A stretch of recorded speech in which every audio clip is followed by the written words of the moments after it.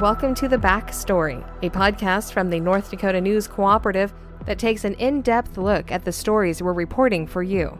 I'm Sabrina Halverson, CEO of the North Dakota News Cooperative. Joining me is Michael Standaert, our lead reporter. Michael, this week's story is headlined, North Dakota's Delicate Electricity Price Balance Faces Challenges.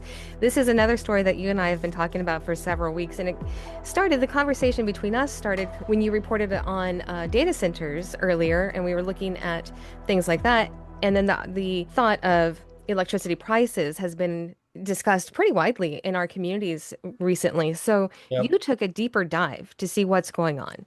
Yeah, so I mean, this comes out of a story you do that was more about kind of renewable power and kind of jobs related to that type of power. But I did mention some things about electricity prices in the story, only a little bit, and how certain things do contribute to those increases. I mean, we should say at the outset that North Dakota does have some of the lowest electricity prices in the country, so we're kind of blessed with that. But those rates are going up. They're slightly going up, and you'll see a rate increase request every year or so from a different power provider. So you'll that's something that's happening, and it might not be as big of a impact here in North Dakota as it is elsewhere across the country, because across the country the electricity prices are going up much higher, but it still is having impacts. And then looking ahead, part of it is kind of managing those prices so they don't rise so quickly. And then also,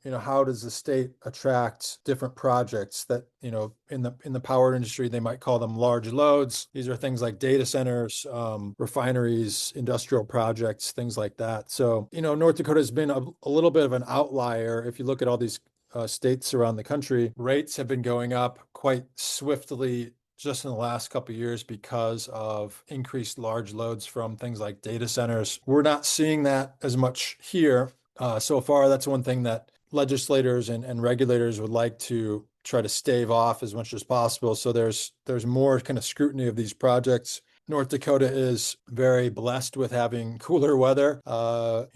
Pretty decent water resources in the areas that these data centers might locate. So, compared to other parts of the country, which might be hotter and drier, it's a very good location for data centers. But that's one of the things they're trying to balance in going forward, is bringing projects like that in without overwhelming the system and transferring costs onto end users, whether they're residents or industrial commercial users. Well, let's talk a little bit about our existing infrastructure because, it was pointed out in the article, some of it is pretty old.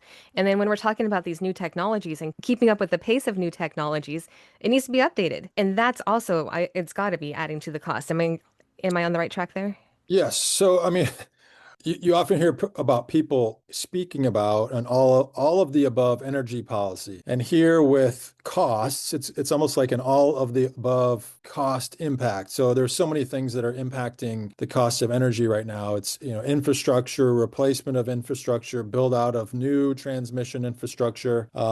Since 2020, inflation costs have made things so much more expensive than they were just a few years ago. So, I mean, I'll take utility poles. I'm looking at a paper here that I got, are 25 to 40% more expensive than they were in 2020. Transformers are nearly 100% more expensive.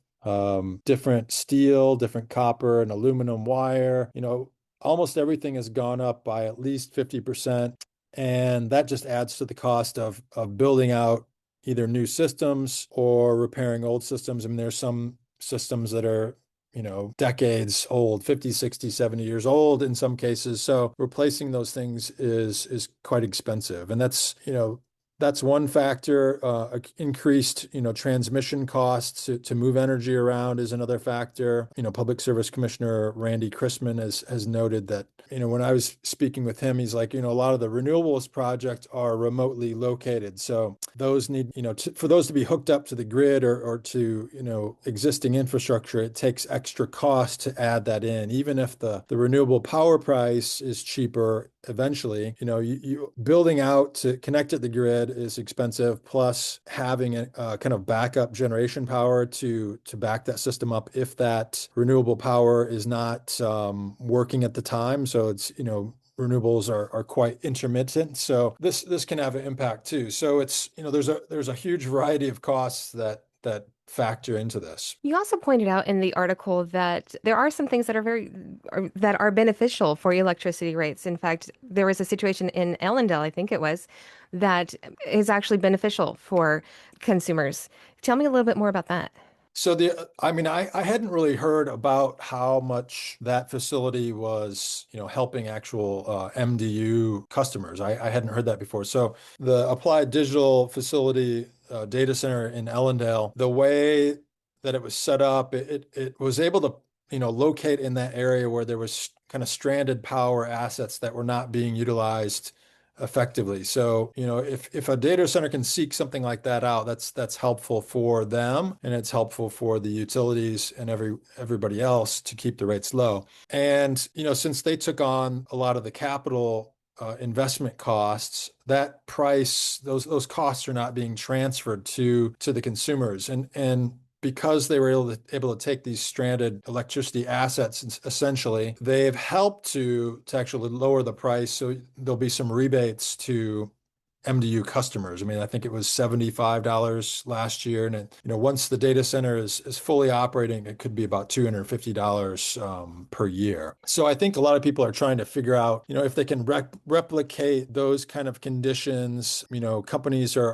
Companies and electric cooperatives are starting to come up with large load plans, how to manage large loads, and also to basically require the developer of the project to pay all those upfront costs and to make the investment so that those costs are not transferred to the consumer, particularly residential consumers eventually. So I think that's what they're trying to figure out, how long that can last, before you might essentially scare away some projects if they see, oh, we have to pay for everything.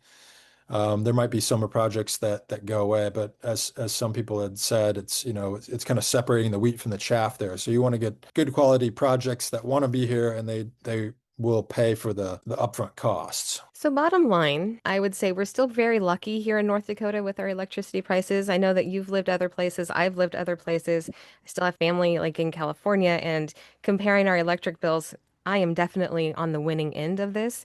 Do you think that we're gonna maintain that status of having the, most cost-effective electricity in the nation? Yeah, I mean, we should.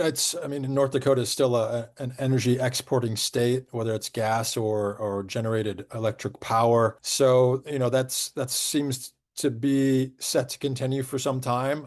We'll see 20, 30, 40 years down the road what that looks like. But right now with, the fossil fuels, it's helping to keep most of our electricity bills pretty low. And for everybody who wants more details, they can read it in the article, right? That's right. And that article, once again, was titled North Dakota's Delicate Electricity Price Balance Faces Challenges. You can read that story on our website at newscoopnd.org or in one of our local newspaper partners. For the North Dakota News Cooperative, I'm Sabrina Halverson. This has been The Backstory.